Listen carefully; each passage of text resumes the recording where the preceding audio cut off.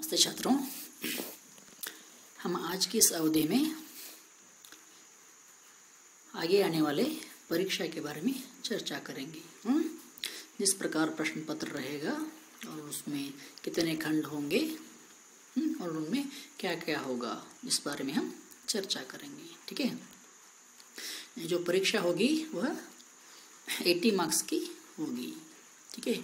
उसमें हम क्या करेंगे, अपने प्रश्न पत्र को 4 खंड में विभाजित करेंगे। इनमें से पहला है अपठित भाग।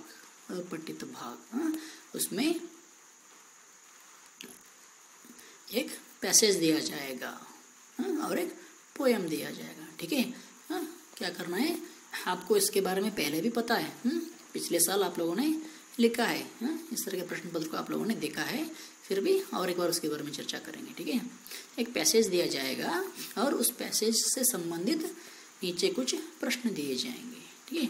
आपको क्या करना है, उस पैसेज को पढ़ना है और नीचे उसी पैसेज से संबंधित कुछ प्रश्न पूछे जाएंगे। उन प्रश्नों को आपको पढ़ना है और उनके उत्तर को आपको उसी पैसेज में ढूंढकर लिखना है। ठीक है। इसी प्रकार वहाँ पे एक कविता दी जाएगी, पोयम दिया जाएगा।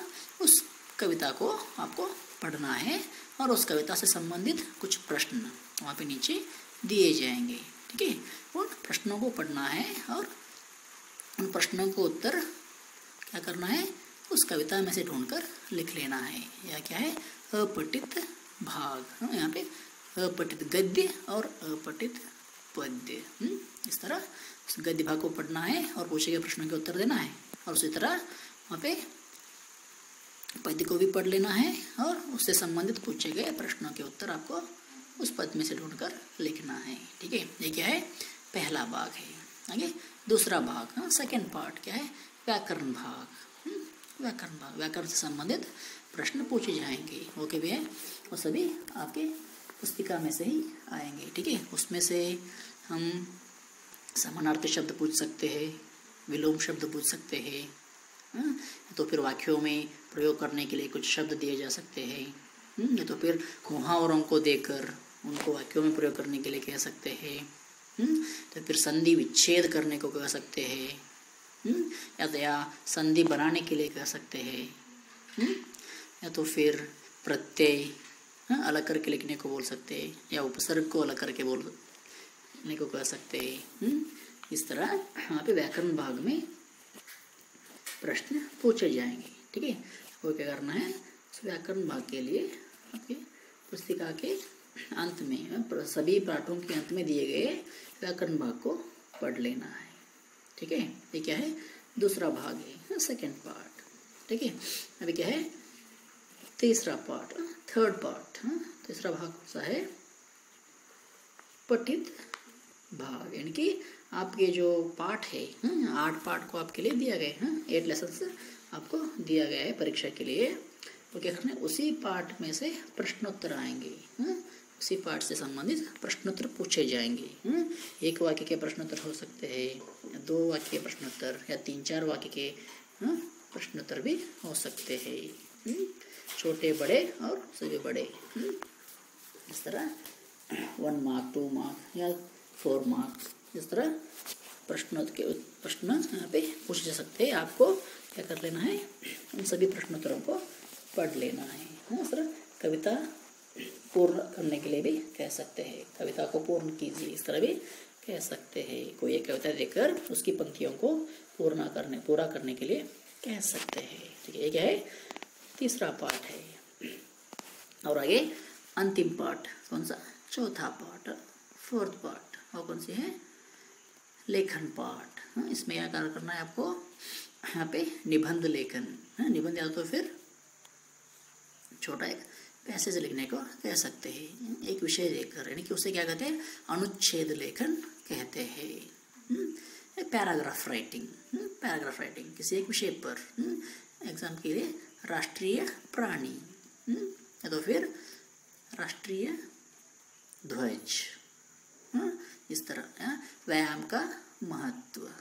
इस तरह कोई भी एक विषय देकर उसको आपको लिखने के लिए कह सकते हैं एक पैराग्राफ, यानी कि एक छोटा सा पैराग्राफ है, 10 से 15 लाइन इतने में आपको लिखना है। ठीक है, ये क्या है?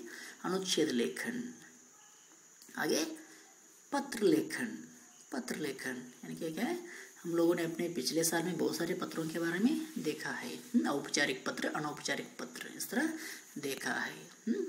वो क्या करना है आपको, पहले ऑलरेडी सिलेबस दे चुका है, सिलेबस दे चुके हैं कि क्या क्या हो सकता है, क्या क्या यहाँ पे औपचारिक पत्र लिखने को कह सकते हैं। आपको पहले भी पता है, इसके मॉडल को हमने क्या किया है आपको पहले ही दे चुके हैं। ठीक है, इस तरह पत्र लिखने को कह सकते हैं। आगे क्या है? संवाद लेखन। संवाद यानी कि दो व्यक्तियों के बीच का संवाद, सर कन्वर्सेशन, इंग्लिश में ये कहते हैं कन्वर्सेशन। दो व्यक्तियों के या दो छात्रों के कि किसी भी दो व्यक्तियों के बारे में कन्वर्सेशन लिखने को कह सकते हैं। ठीक है, और यहाँ पे पिक्चर देखकर एक पिक्चर को दिया जाएगा, चित्र को दिया जाएगा और उस चित्र को आपको अपने शब्दों में वर्णन करने के लिए कह सकते हैं। इस तरह एक चित्र देखकर उसको क्या करना है आपको अपने शब्दों में उस चित्र का वर्णन करना है। ठीक है, ये क्या है? परीक्षा से संबंधित एक पैटर्न है। उसमें प्रश्न पत्र में 4 खंड रहेंगे। अपने प्रश्न पत्र में 4 खंड रहेंगे और उन सभी को लिखना है। ठीक है, यहाँ पे आज इतना काफी है। ठीक है, हम अगले अवधि में क्या करेंगे, इस परीक्षा से संबंधित कुछ रिवीजन भाग को हम देखेंगे। ठीक है, धन्यवाद।